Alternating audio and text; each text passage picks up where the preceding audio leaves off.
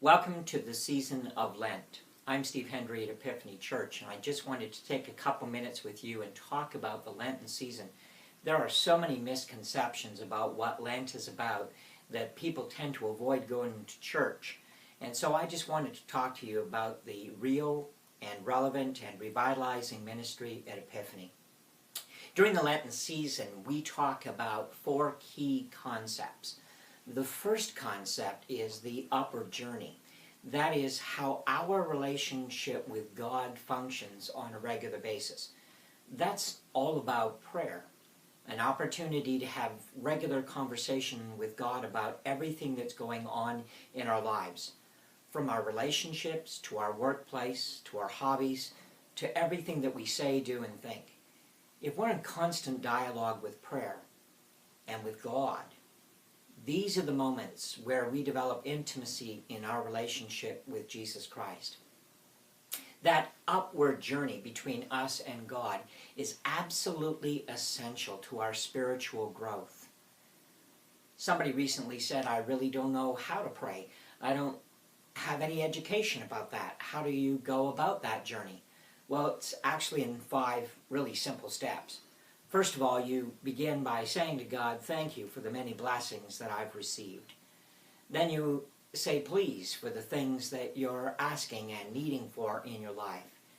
You may want to take a moment to ask for forgiveness for the mistakes that you've made and guidance by the Holy Spirit of how to make things right. Then it's asking for guidance in the future. Where do I go from here? How do I take my relationship between myself and God to the rest of the world? And last but not least, by simply praying very individually for people that you care about that are in the middle of difficult moments. This is called the upward journey. The next one is the inward journey. And during Lent, we talk about how we do a self-examination of the mistakes that we've made and how we might be able to make them right.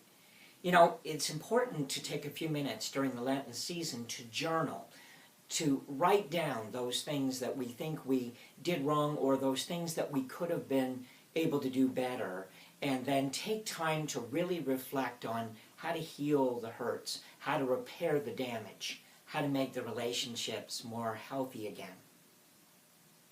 So we have an upward journey, our faith with God, an inward journey of self-examination, and then there's an outward journey. How are we relating with other people? When somebody talks to us and then they leave, do they feel better because of the encounter? Does everything that we say and do and think enrich relationships around us? Or are people felt leaving a little cold, somehow that we're standoffish? How do we deliberately and intentionally walk into a room and ensure that everyone feels better when the conversation's over?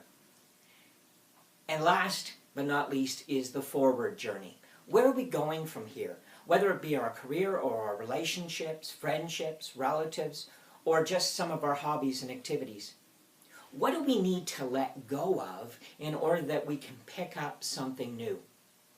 Moving forward is understanding the importance of letting go of things that are unhealthy in our lives and picking up new and exciting things that will feed our spirit.